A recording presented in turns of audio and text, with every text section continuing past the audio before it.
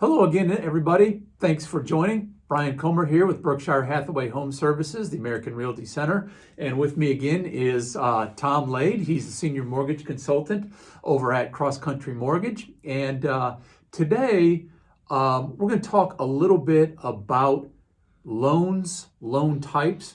And during the course of any given day, while I'm talking to potential customers, it's inevitable that I get questions about what type of loan is going to be best for me? What do I do? Where do I go? How do I do that?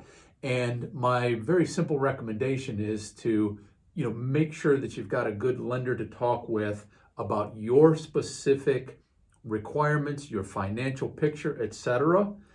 And then, a lot of times I'll refer them over to you and then you can kind of take over. So if you don't mind, Tom, could you give us a little bit of information on, some of the loan types and why somebody would use one versus the other? Yeah. That would be great. Yeah, absolutely, Brian. Thanks. So, starting with an application that gives me all the information that I need to recommend what one works best for you specifically. There's kind of two main loan types that most people go with, either a FHA loan or a conventional loan. Conventional loans are with Fannie Mae and Freddie Mac. Okay. So really those are the two main ones.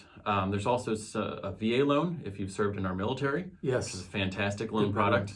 And then a USDA loan if you're looking to buy in maybe more of a rural area. The USDA and VA, you could do up to 100% financing, so 0% down payment, which is great.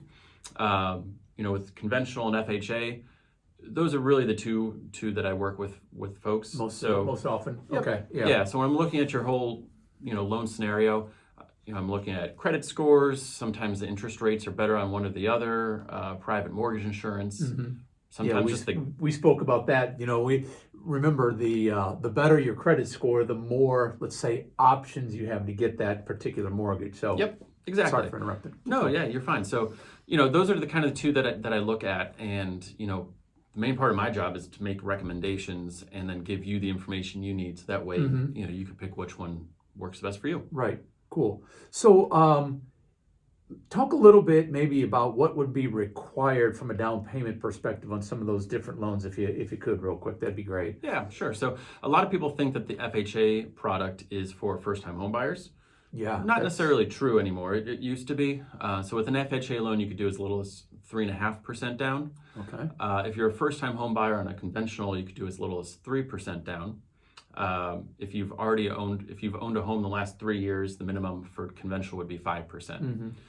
Okay. Yeah. So we were talking a little bit before we started our session here, and one thing that I guess I didn't necessarily realize is that if you have been I'll call it a non-homeowner for the last 3 years, and then you try to buy a new home, yep, you would qualify as a new home buyer. First-time home buyer. First-time home buyer. So there's something to seriously consider when it comes to that, because there are programs and there are a lot of assistant type things that can go towards decreasing your down payment and things of that nature. So again, yep. I always say this: make sure that you're talking with a lender that can help you understand where you are and what you need to do, and can maximize what you've done to make sure your payment is manageable, for the foreseeable future. So, yeah.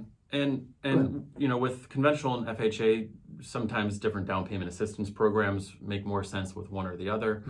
Also, some people just don't fit inside those boxes. Right. So at that point, I could look at what's called non-QM loans. Okay.